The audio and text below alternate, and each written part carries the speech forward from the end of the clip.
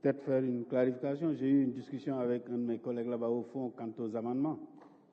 Je pense qu'il ne faut pas qu'on évoque la disposition constitutionnelle qui trouve son prolongement dans le règlement intérieur de notre Assemblée, qui a fait l'objet d'un contrôle de constitutionnalité et de conformité à la Constitution.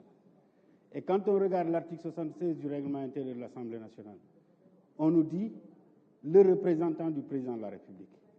En l'occurrence, dans nos travaux, chaque fois qu'un texte est présenté, que le président de la République signe un décret de présentation, le ministre qui vient défendre le texte est commissaire du gouvernement, comme l'a bien rappelé le président de l'Assemblée, et représente le président de la République. C'est à lui qu'incombe le pouvoir de faire des amendements au nom du gouvernement, avant séance comme en pleine séance, amendements qu'il doit signer quand on regarde le dernier alinéa de l'article 79 in fine, qui dit les auteurs des amendements doivent les signer. Donc le ministre Mamadou Mansour Faye, porteur d'un amendement du gouvernement, est dans l'obligation de signer cet amendement au nom du gouvernement qui est un organe collégial. Je voulais qu'on évoque cette question liée à l'interprétation du règlement intérieur. Monsieur le ministre, je voudrais me réjouir de la présentation de ce projet de loi. Et je pense que nous tous, nous le vivons. Et depuis quelque temps, je pense qu'une de nos collègues l'a dit, nous observons à la fois une augmentation du nombre de sociétés, de bureaux d'études travaillant dans le secteur notamment de l'analyse des sols, les laboratoires de sols, des bureaux d'études, mais dans le même temps aussi, nous assistons à beaucoup de situations qui interpellent la protection civile en matière d'effondrement d'immeubles, etc. Et je pense que avoir un laboratoire national de référence qui un peu joue le rôle de régulateur du secteur nous paraît extrêmement important. Il y participe de la protection civile, de la sécurité des personnes et des biens. Et je voudrais me réjouir de la présentation de ce texte et vous suggérer en tout cas de tout mettre en œuvre, que les décrets d'application soient pris très tôt pour éviter ce qui s'était passé lorsqu'on avait transformé le CEREC en société nationale, en société anonyme, parce qu'on s'entend, l'absence de prise de décret d'application avait entamé le fonctionnement de la structure. Pour le reste, Monsieur le ministre, moi je pense qu'on est dans un pays où tout est priorité. Je pense que quelqu'un l'a dit, c'est mon collègue Thierno Alassane qui l'a bien dit dans la première partie de son intervention.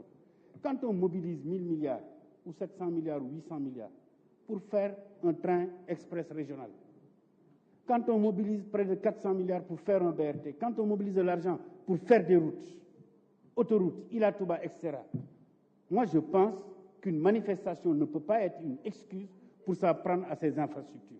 Par contre, là où je nous interpelle, nous députés, il faut qu'on corse les sanctions pénales des gens qui commettent ce type d'actes au nom de manifestations politiques. Parce que c'est de l'argent qui appartient à cette génération présente, mais à la génération future. Nous n'avons pas le droit de saccager ces instruments-là et que devant la justice, le juge entend et libère. Non. Quand on démolit des infrastructures publiques, de quelque bord que ce soit, nous devons faire l'objet de sanctions pénales beaucoup plus fortes. Alors moi, je dis ici, nous n'avons qu'à réfléchir à des propositions de loi qui corsent davantage les sanctions pénales par rapport à ce type d'action.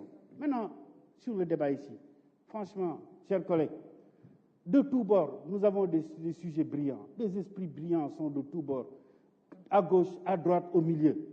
Mais pourquoi devons-nous laisser notre législature avoir l'empreinte d'une législature d'insultes, d'irrévérences, d'injures? Pourquoi? Parce que demain, nous ne serons plus à l'Assemblée nationale. Dans cette Assemblée, ont siégé des grands hommes qui ont quitté avec des divergences profondes. Le président Abdoulaye Wade a siégé ici dans un contexte de divergence profonde avec le Parti socialiste. Mais jamais les mots n'ont volé aussi bas que ce que nous vivons aujourd'hui ici. Le président de l'Assemblée nationale, quand même, c'est le président de notre institution. Qu'on soit d'accord ou contre lui, mais c'est le président de notre institution, nous devons respect. Le ministre qui est là, moi je l'ai vu, 11e, 12e, 13e législature, il n'a jamais été jugé sur ses actes en tant que ministre, mais on le juge sur autre chose. Monsieur le ministre, vous avez fait de très grandes choses dans ce pays. Merci, vous pouvez en être fier, je vous remercie. La parole est à notre collègue Daba Wanyan. Samba Dang, le suivant.